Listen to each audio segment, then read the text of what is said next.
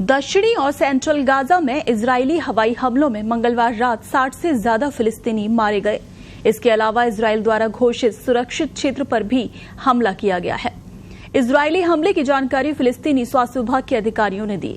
फिलिस्तीनी इस्लामी आतंकवादी group Hamas ने इजरायल पर अरब मीडिएटर और संयुक्त राज्य अमेरिका द्वारा सीजफायर समझौते को पटरी से उतारने के लिए गाजा में हमले तेज करने का आरोप लगाया है, जबकि इजरायल का कहना है कि वो हमास के आतंकियों को जड़ से खत्म करने की कोशिश कर रहा है।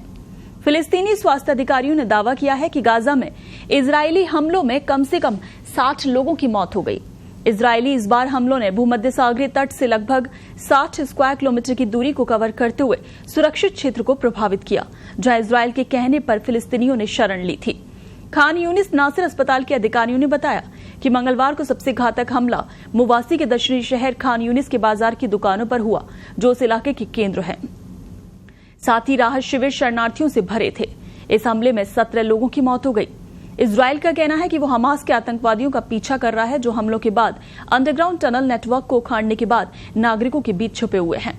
इस हमले का जिक्र करते हुए इजरायली सेना ने एक बयान में कहा कि उसने खान यूनिस के पश्चिम में इस्लामिक जिहाद की नौसेना यूनिट के कमांडर को निशाना बनाया। उन्होंने कहा कि वो उन रिपोर्टों पर विचार कर रहे हैं जिसमें कहा गया है कि नागरिकों की मौत हुई है।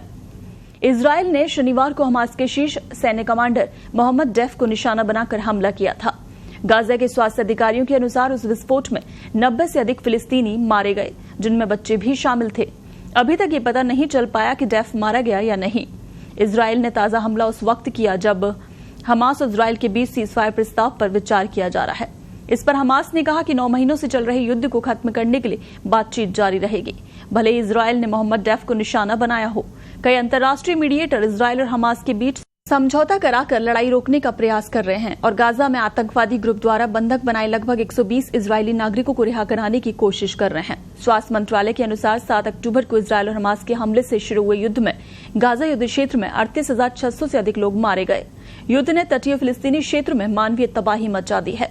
इसकी 2.3 मिलियन आबादी में से अधिकांश विस्थापित हो गए हैं और इलाके में भुखमरी शुरू हो गई है।